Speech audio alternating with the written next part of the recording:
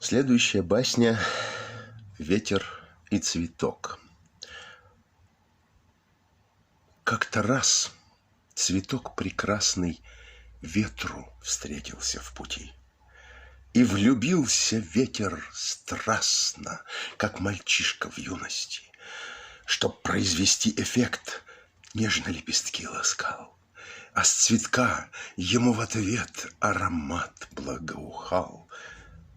Только ветру стало мало ароматных волн любви, что дарил цветок сначала и будил огонь в крови.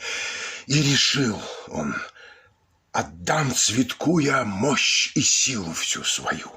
Может быть, тогда большую он поймет любовь мою. И дохнул наш ветерок силою любви своей, но сломался вдруг цветок. Не вынес он таких страстей. Увидев, ветер попытался поднять его и оживить,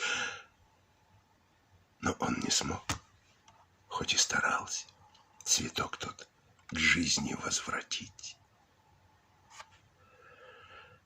Кто любит, тот запомнить должен, что чувство силой не измеришь.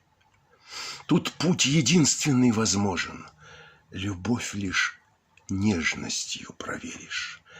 И трепетное отношение хрупкость чувств оберегает, а сила, хоть и с огорчением, неосторожно убивает.